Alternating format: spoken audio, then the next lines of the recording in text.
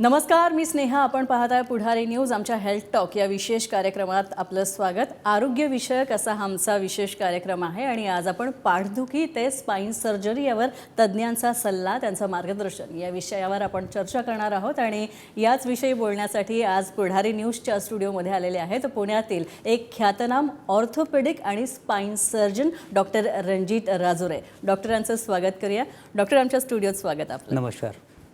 तर डॉक्टरांशी आपण चर्चा करणार आहोत, पण त्याआधी त्यांची थोडक्यात ओळख करून देते. डॉक्टर रणजित राजुरे हे हाडं आणि मणक्यांचे तज्ज्ञ डॉक्टर आहेत आणि डेक्कन हार्डिकर हॉस्पिटल शिवाजीनगर पुणे मध्ये ते कार्यरत आहेत. गेल्या अनेक वर्षांपासून ते या क्षेत्रात कार्यरत आहेत आणि चांगला दांडगा असा त्यांचा अनुभव आहे या क्षेत्रामधला. तर मणक्याचे आजार, पाठदुखी आणि त्यावरचे उपचार, मिनिमली इन्व्हेजिव्ह आणि एंडोस्कोपिक स्पाईन सर्जरी यात त्यांचं विशेष प्रावीण्य आहे. अनेक सर्जरीज त्यांनी अतिशय यशस्वी पद्धतीने केलेल्या आहेत. हाडांशी संबंधित इतर आजार आणि फ्रॅक्चर्स यावर मात्र त्यांचा विशेष अभ्यास आहे. चला तर मग आता चर्चेला सुरुवात करूया आणि जाणून घेऊयात वेगवेगळे पैलू आणि अतिशय रंजक अशी माहिती. डॉक्टर, आजकाल खरं तर मानदुखी आणि पाठदुखी या समस्या अनेकांना भेडसावत आहेत. अगदी तरुण वयात सुद्धा त्या समस्या जाणवत आहेत. तर यामागचं कारण काय? हां, आजकाल आपण बघतो की अगदी तरुण वयामध्ये पण आपल्याला मानदुखी, पाठदुखी याची समस्या खूप पाहायला मिळतात. आधी कसं होतं, फक्त वय वाढल्यानंतरच ही समस्या आपल्याला पाहायला मिळायचे.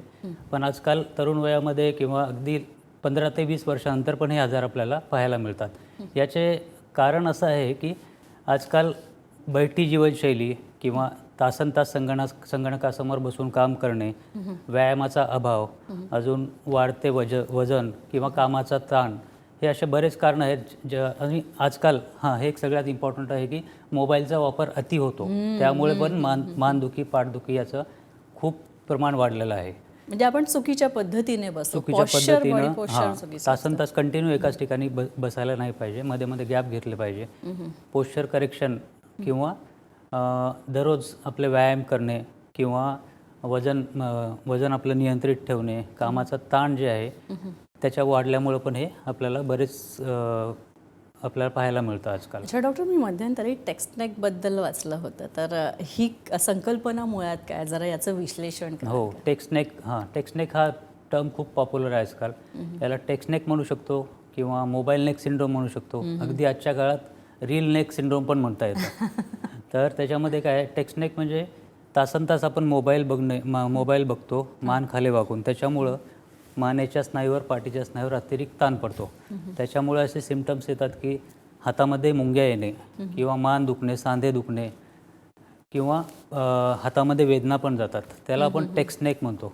ते कंटिन्यू मान खाली बघून मोबाईल बघतो आपण, त्याच्यामुळे स्नायूवर ताण पडल्यामुळं हे टेक्स्टनेक नावाचा आजार हे आजकाल खूप प्रचलित आहे. अच्छा, लक्षणं खरं तर जेव्हा आपल्याला पाठदुखी किंवा मानदुखी सुरू होते तेव्हा काही संकेत मिळत असतात आपल्याला किंवा काही लक्षणं आपल्याला जाणवायला सुरुवात होते. तर कोणती अशी लक्षणं आहेत जी गांभीर्यानं घेतली पाहिजे? हो, हे खूप महत्त्वाचा प्रश्न आहे. तर पाठदुखी, मानदुखी खूप म्हणजे असतेच, पण केव्हा खूप गांभीर्यानं घेतले पाहिजे. काही लक्षणं आहेत ते आपल्याला खूप लक्ष देऊन ऐकायला पाहिजे प्रेक्षकांनी. त्याच्यामध्ये मान दुखते, मान किंवा पाठ दुखते, तर मानेतून वेदना हाताला जाणे किंवा पायाला जाणे, पायामध्ये ताकद जाणे, पायामध्ये बधीरपणा होणे किंवा अगदी लघवी संडासचा त्रास, म्हणजे लघवी संडासचं जे कंट्रोल आहे ते लॉस होणे, हे खूप गांभीर्याने घेण्याचे लक्षणे आहेत. तर अशा कंडिशनमध्ये रुग्णांनी त्वरित तज्ज्ञ डॉक्टरांचा सल्ला घेतला पाहिजे. त्याच्या नेसेसरी इन्व्हेस्टिगेशन जे आहेत ते करून घेतले पाहिजे. तर त्याचा लवकरात लवकर इलाज केला तर त्याचा रिझल्ट पण 100% येतो. अच्छा, मणक्यामध्ये बऱ्याचदा असं म्हणतात की काहींना पाठदुखी होते आणि हे निदान होतं की गॅप आहे. तर खरंच तो गॅप येतो का मणक्यामध्ये? तर त्याविषयी जरा सांगा. हो, आता पेशंट प्रत्येकजण येतात, काय त्रास आहे ओपीडीमध्ये आम्ही विचारतो, काय त्रास आहे काकू तुम्हाला? ते डायरेक्ट म्हणतात की आम्हाला पाठीत गॅप आला आहे. अच्छा, मग ते गॅप आला म्हणजे आम्हाला समजतं की ठीक आहे, याला पाठ दुखते किंवा त्याच्यावरून आम्ही विचारतो ठीक आहे. गॅप म्हणजे ॲक्च्युली गॅप येत नाही, तर 2 मणक्यामध्ये, आता हे 2 मणके आहेत, ठीक आहे, 2 मणक्यामध्ये गादी असते. हे गादीची झीज होऊन गादी मागे सरकते हा पुढचा भाग आहे, हा मागचा भाग आहे. गादी मागे सरकते, हे मज्जातंतू असतात, त्याच्यावर दाब पडतं. हे गादी मागे सरकल्यामुळे ह्या दोन्हीमधली गॅप ॲक्च्युअली कमी होते, गॅप येत नाही आहे. तर गॅप कमी होते. त्याला आता मिसनॉमर यूज करतो, म्हणजे खेड्यातील लोक किंवा बरेच पेशंटना याच्याबद्दल माहीत नसतं, तर ते गॅप म्हणून हे शब्द प्रचलित आहे. तर गॅप होतो किंवा दुसरं झालं सायटिका किंवा स्लीप डिस्क जे असतो. सायटिका म्हणजे खूप ब्रॉड टर्म आहे. सायटिकाचे बरेच कारण आहेत. त्याच्यातलं मुख्य कारण म्हणजे मणक्यातली गादी सरकून मागे जाऊन मज्जातंतूवर दाब पडते, त्याच्यामुळं तर आपल्याला पायात वेदना येतं. म्हणजे ते सायटिक नर्व जे आहे पूर्ण पायाला सप्लाय करते आपल्या. तर त्या ठिकाणी त्या नसेवर दाब पडल्यामुळं पाय दुखतो, त्यालाच आपण सायटिका म्हणतो. सायटिकाचे बरेच कारण आहेत. एक स्लीप डिस्क आहे, किंवा वाढत्या वयामुळं मणके मागे पुढे सरकणं ते एक आहे, किंवा मणक्यातले सांधे असतात, ते सांधे झिजल्यामुळे तिथलं हाड वाढतो, त्याच्यामुळं पण नसेवर दाब पडतं, त्याच्यामुळं पण पायाला वेदना जातात. तर हे सायटिकाचे बरेच कारण आहेत. म्हणजे स्लीप डिस्कमध्ये खरं तर स्लीप डिस्क ज्यांना होतो खूप प्रचंड वेदना होत असतात, तर याविषयी जरा सांगा. हां, स्लीप डिस्कमध्ये काय, स्लीप डिस्क झाल्यानंतर ते जे पायाकडे जे नस जाते त्याच्यावर प्रचंड दाब असतो. तर प्रचंड दाब असल्यामुळे जे नस जे आहे आपल्या पायाकडे जे जाते नस, तर ते जिथं जिथं नस सप्लाय करते त्या ठिकाणी आपल्याला पूर्ण वेदना जाणवतं. जर स्लीप डिस्कमुळं ते नस एकदम चोकअप झालेली असते, त्याच्यामुळं प्रचंड वेदना येतात, पायात मुंग्या येतात, बधीरपणा येतो. तर हा स्लीप डिस्कमुळे होणारे त्याचे काही लक्षणं आहेत. अच्छा, सायटिकाची समस्या असो किंवा स्लीप डिस्क असो, तर याचं निदान कसं केलं जातं? हां, हे सगळ्यात महत्त्वाचं क्वेश्चन आहे.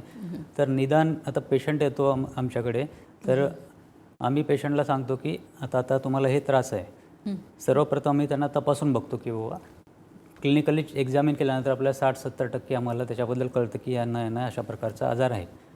ते डायग्नोसिस करण्यासाठी सगळ्यात, आता स्लीप डिस्क किंवा नस दबली हे बघण्यासाठी गोल्ड स्टँडर्ड टेक्निक आहे MRI स्कॅन. तर जेव्हा आम्ही MRI स्कॅन सांगतो तर पेशंट म्हणतो की सर एक्सरे वगैरे करून बघा की.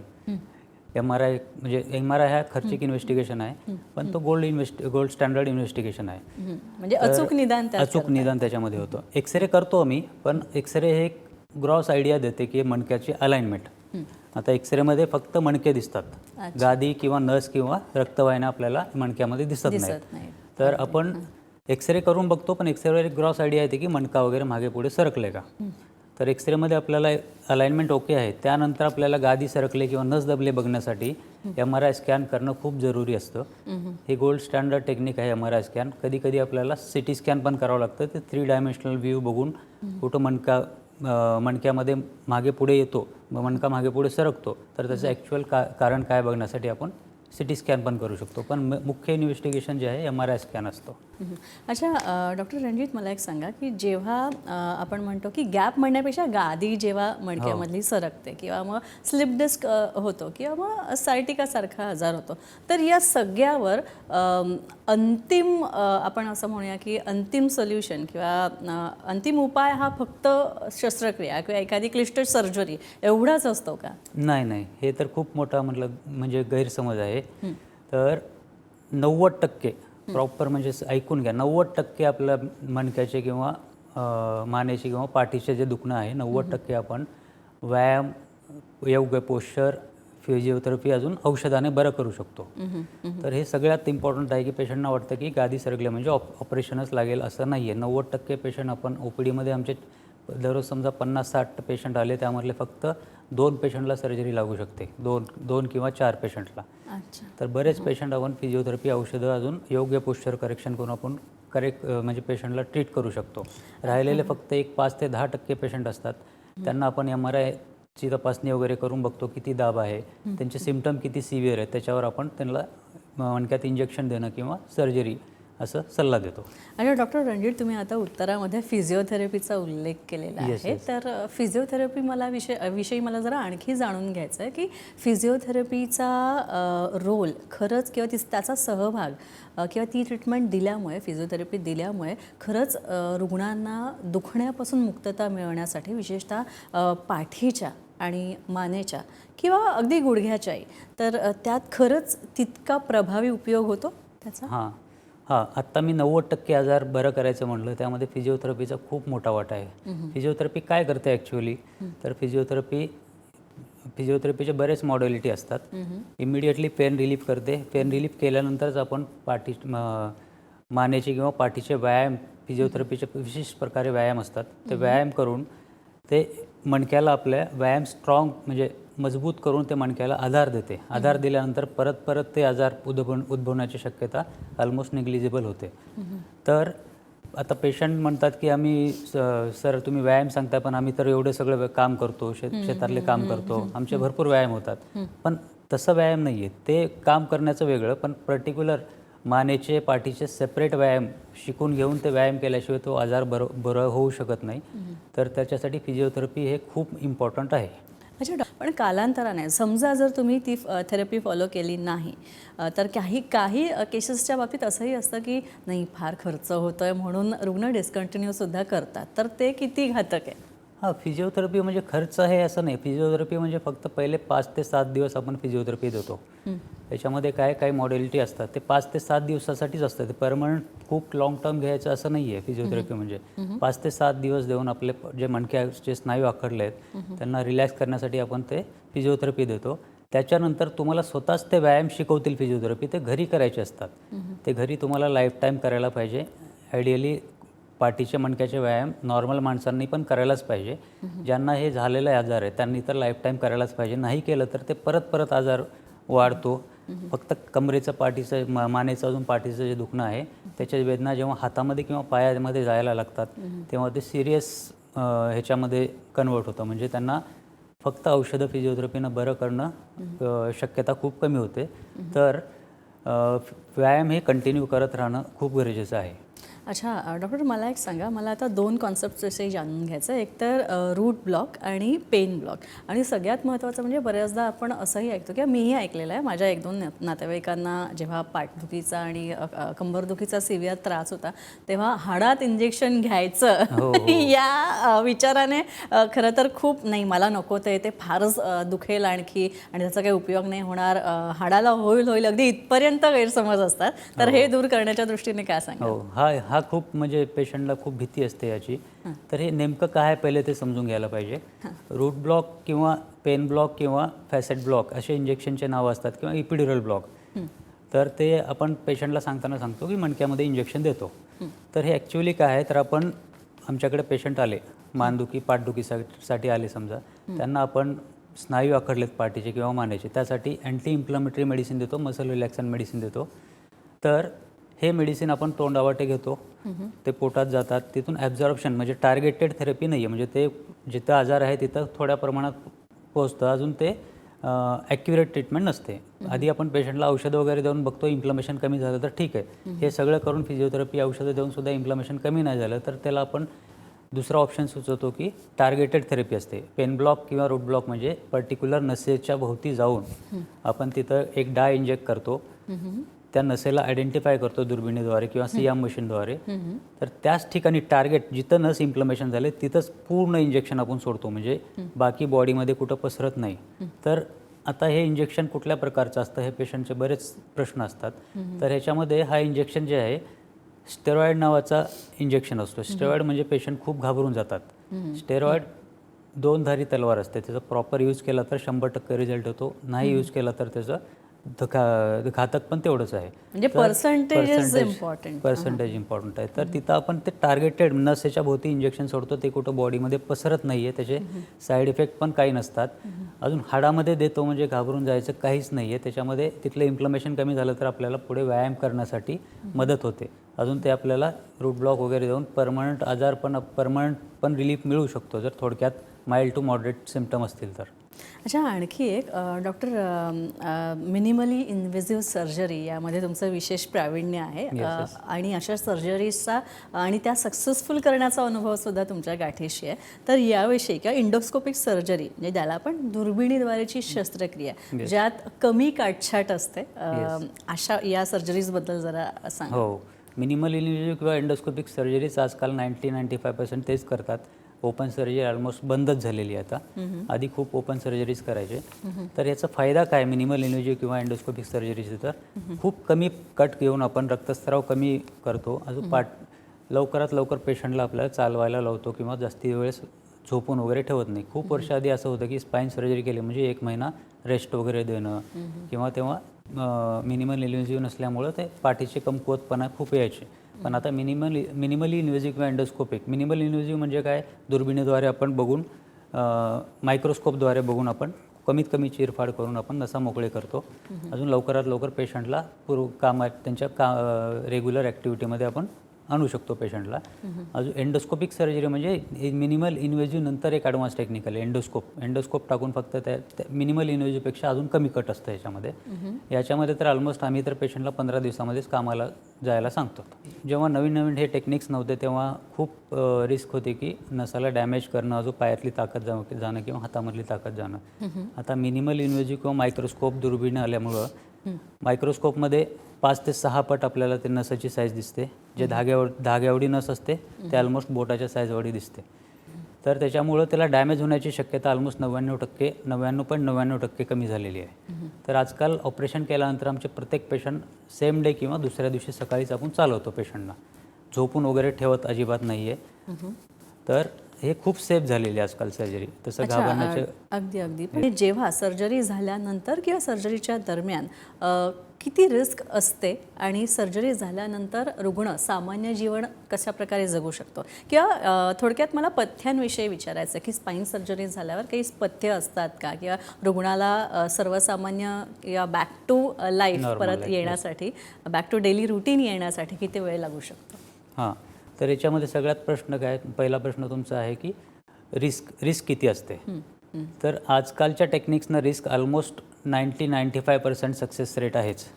4 ते 5% पेशंट असे असतात त्यांना म्हणजे कधी मुंग्यात बधीरपणा येणं किंवा एखाद्या वेळेस थोडीफार ताकद जाणं असं होऊ शकतं. तर असं 100% स्पाईन असं कोणी सांगितलं तर ते खोटं सांगतात असं समजायचं.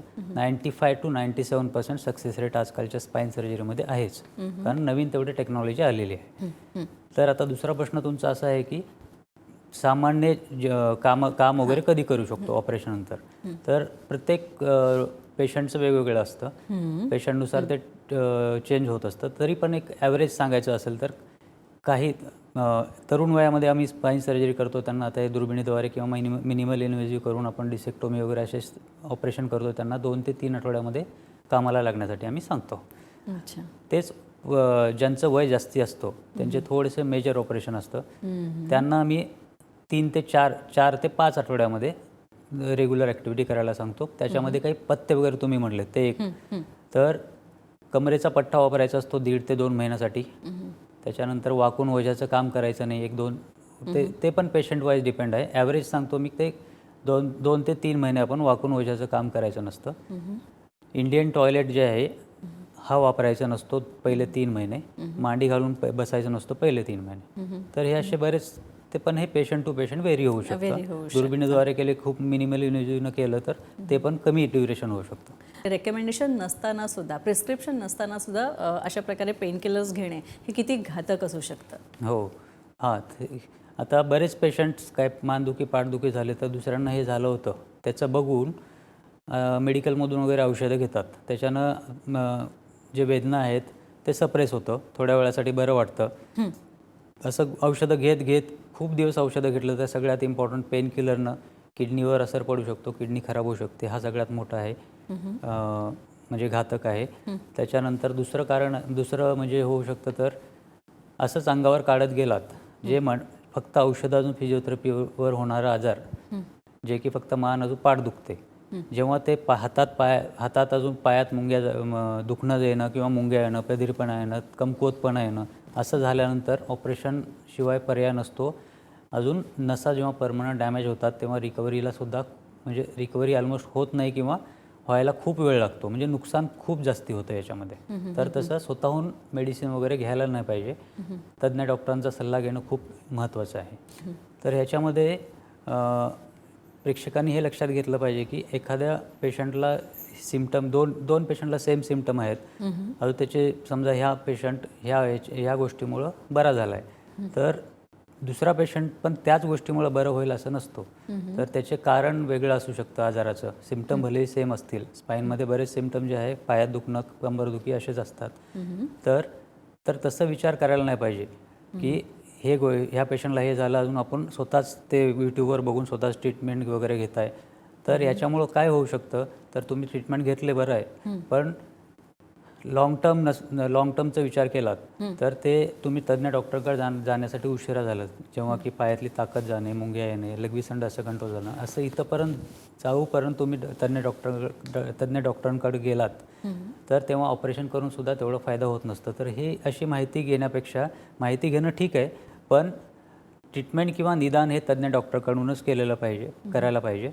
अजून दुसरी गोष्ट म्हणजे हा कसं ओळखायचं फेक आहे का, तर हे पडताळणी केली पाहिजे की तो जो डॉक्टर आहे किंवा तज्ज्ञ आहे त्या क्षेत्रामधील तज्ज्ञ आहे का, वैज्ञानिक दृष्टिकोनातून ते तपासून ते सगळे गोष्टी सांगतो का, किंवा एखादी ट्रीटमेंटबद्दल सांगतो तर त्या ट्रीटमेंटचे फायदे अजून मर्यादा हे दोन्ही गोष्टी सांगितल्या पाहिजे. एखादी ट्रीटमेंट असते मणक्याच्या आजारावर तर त्याची मर्यादा पण असतातच, हे 100% सांगायलाच पाहिजे. आम्ही पण सांगतो पेशंटना. तर अजून सगळ्यात इम्पॉर्टंट, जिथं असं लावलेलं असतं की 100% आजारातून बरे, 100% बिना सर्जरी आजार, तिथे तुम्हाला शंका आलीच पाहिजे. तिथे शंका घेतलीच पाहिजे, त्याची पडताळणी केलीच पाहिजे. अजून एका इंजेक्शनवर सगळं काही आजार बरं असं खूप कमी असतं. ऑलमोस्ट 99% असं नसतोच. तर यामध्ये तुम्ही ब्लाइंडली विश्वास ठेवायला नाही पाहिजे, याची पडताळणी केली पाहिजे, तेव्हाच त्याच्यावर विश्वास ठेवला पाहिजे. अच्छा डॉक्टर रणजीत, तुम्ही तुमच्या आत्तापर्यंतच्या करिअरमध्ये अनेक क्लिष्ट सर्जरी केलेल्या आहेत, अनेक कॉम्प्लिकेटेड केसेस तुम्ही सॉल्व्ह केलेले आहेत. तर यातली आम्हाला एखादी म्हणजे पेशंटचा अनुभव किंवा एखादा पेशंट जो तुम्हाला खास करून लक्षात राहिला आहे, किंवा एखादी अशी सर्जरी की जी तुमच्या लक्षात राहिली, त्याविषयी सांगाल का? हां, मी याविषयी सांगेल, पण ते सर्जरी करून नाही झालं, ते अनुभव आहे, विथआउट सर्जरीज ते झालेलं आहे. तर एक पेशंट होता असंच, म्हणजे लहान मुलगी होती, 12 वर्षाची मुस्लिम मुलगी होती. तर त्यांनी बाहेर काहीतरी बायोप्सी वगैरे केलं होतं. बायोप्सीमध्ये रिपोर्ट निगेटिव्ह आलं होतं, काहीच नव्हतं. पण ते आजार वाढतच चाललं होतं. माझ्याकडे आले दाखवायला पेशंट. मग मी पण आता हे खूप क्लिष्ट होतं, तर मी पण आता हे बरेच आमच्या ग्रुपमध्ये डिस्कस करतो. आमच्या ह्याच्यामध्ये कॉम्प्लिकेटेड केस असेल तर आपण डिस्कस करतो. सगळ्यांचं म्हणणं आलं की सर्जरी करायला पाहिजे, जे काही घाण झालेली आतमध्ये ते काढायला पाहिजे, तपासणीला पाठवायला पाहिजे. पण मी पण त्यांना तसं सजेस्ट केलं की बाबा असं करायला पाहिजे. पण ते पेशंटचं बजेट खूपच कमी होतं, खूप गरीब होता पेशंट. पण ते मला रिक्वेस्ट केले, सर कुछ भी करो, सर्जरी के लिए तो हमारे पास पैसा नहीं है सर. म्हणजे हिंदी पेशंट होता. म्हणलं की मी विचार केला की काय करायला पाहिजे. तर सहसा इंडियामध्ये मणक्याचं जे इन्फेक्शन होतं, सहसा ते ऑलमोस्ट 90%च्या वर जे आहे TBच असतो. अच्छा. हां, मणक्यात TB म्हणजे मॅक्झिमम चान्सेस आहेत TB असण्याचे. तर आपण आधी तर ते ब्लाइंडली आपण TBची ट्रीटमेंट सुरू करायचो, पण आता गाईडलाईन चेंज झाले, ते जंतू आपण काढून तपासणीला पाठवायला पाहिजे. मग तसं मी म्हणलं की त्यांना म्हणलं की आपका इसके ऊपर हम ट्रीटमेंट सुरू करते TB का. TBची ट्रीटमेंट सुरू केली. 1 महिन्यानंतर MRI परत करून बघितलं, सिम्पटम ऑलमोस्ट 80% गेले होते पेशंटचे. TB पण रिझॉल्व्ह होत आलं होतं. मग त्या पेशंटला बाग पण येत होतं पुढे. अच्छा. 1 वर्षाच्या ट्रीटमेंटनं पेशंट पूर्ण बरा झाला. वा. पण तो पेशंट आता कशाची पण TB असेल तर पेशंट माझ्याकडेच पाठवतो. त्याच्या आसपासच्या ओळखीचे जे लोक आहेत, कशाची पण TB. म्हटलं की मी त्याला सांगितलं की मी फक्त मणक्याची TB बघतो. नाही सर, आपके पास ही भेजना है.